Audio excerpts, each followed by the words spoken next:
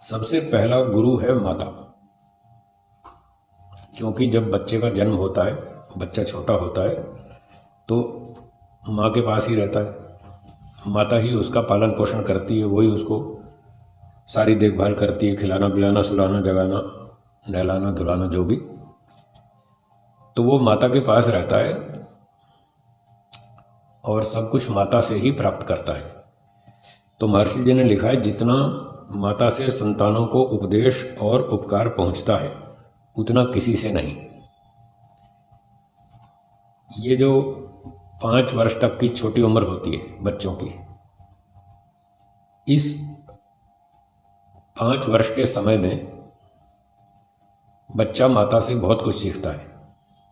और ये 5 वर्ष का समय ऐसा होता है कि बच्चे का मन मस्तिष्क बिल्कुल कोमल होता है और उस पर जो भी संस्कार डाले जाएं वो बहुत गहरे होते हैं और जीवन भर वो हटते नहीं, जीवन भर वो बहुत बढ़िया काम देते हैं अंत तक। इसलिए महर्षि जी लिखते हैं कि जितना उपकार माता से बालकों को पहुंचता है उतना किसी से नहीं।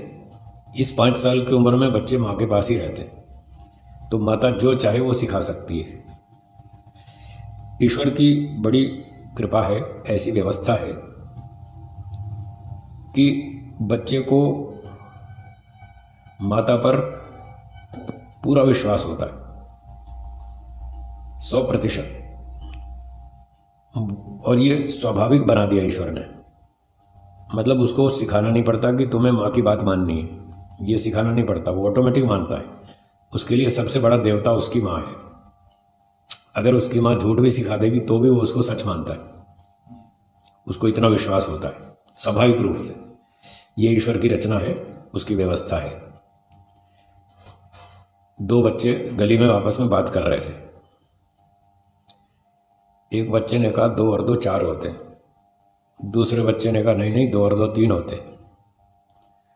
तो पहले ने कहा नहीं 4 होते, दूसरे ने कहा 3 होते। तो 4 वाले ने कहा तू झूठ बोलता है, 4 होते, 3 नहीं होते। उसने कहा नहीं तू झूठ बोलता है, मेरी माँ कहती है 2 और 2 3 होते, फिर 4 कैसे हो जाएंगे।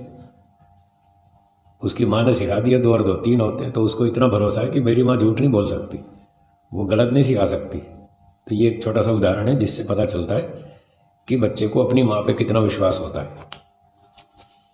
तो माँ अगर चाहे तो अच्छी बात सिखा दे, माँ चाहे तो खराब चीज़ सिखा दे, तो वो जो मर्जी सिखा दे बच्चा सीख लेगा।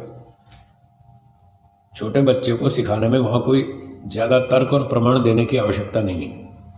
वो चुपचाप मान लेता है कि हाँ जो मेरी माँ ने कह दिया वो ठीक है। वो कहेगी सच बोलना तो वो इसको ठीक मान लेगा। और माँ उसको चोरी करना सिखा देगी, जाओ वो सामान चुरा लाओ, उठा लाओ, उठा लाएगा। उसको क्या मालूम उठाना है कि नहीं उठाना है, उसको कुछ नहीं पता। बस उसको अपनी माँ पे विश्वास है, माँ जो कह देगी वो ठीक है। तो अब आप इस घटना से देखिए कि 5 वर्ष तक माता जो बच्चे को सिखा सकती है वो दुनिया में कोई नहीं सिखा सकता। उस पर अच्छे संस्कार डाल दे तो जीवन भर उसको अच्छा बनाएंगे। अगर उस 5 साल की उम्र में माता बच्चे को गलत संस्कार डाल दे, चोरी करने का, झूठ बोलने का, मारपीट करने का, गुस्सा करने का, झगड़ा करने का, इस तरह के संस्कार अगर डाल दे तो वो जीवन भर काम आएंगे, वो वैसे ही चलेंगे। तो इसलिए महर्षि जी लिखते हैं कि जितना उपकार और उपदेश संतानों को माता से होता है, लाभ होता है, उतना किसी से नहीं होता। इसलिए 5 वर्ष की उम्र तक बहुत सावधानी का प्रयोग करना चाहिए। माताओं को बहुत सावधान रहना चाहिए, बच्चों को अच्छे संस्कार दें, अच्छी बात सिखाएं। पर वो तब सिखाएंगे जब माता को खुद पता हो कि अच्छा क्या है और बुरा क्या है। जो भी माता पिता बच्चे को सिखाना चाहते हैं पहले उनको खुद पढ़ना पड़ेगा। पुराने समय में तो ये परंपरा थी कि लोग गुरुकुल जाते थे और वहाँ पढ़कर आते थे और खूब अच्छी तरह से विवाह करने से पहले बहुत कुछ सीख कर आते थे गुरुकुल से। विवाह के समय भी उनको बताया जाता था कि आपको अब आगे गृहस्थ आश्रम में कैसे रहना है, आपकी भाषा, आपका व्यवहार, आपका आचार विचार कैसा होगा, वो सारा उनको सिखाया जाता था और गुण कर्म मिला के विवाह किए जाते थे। तो जब गुण कर्म स्वभाव मिला के विवाह करते थे तो उनमें आपस में झगड़े बहुत कम होते थे, क्योंकि पहले से विचार मिला लिए उन्होंने। ये विचार मिलना ही सबसे बड़ी बात है। अगर पति पत्नी के विचार मिलते हैं, एक जैसे हैं, तो उनमें प्रेम रहेगा, संगठन रहेगा, शांति रहेगी, आनंद रहेगा।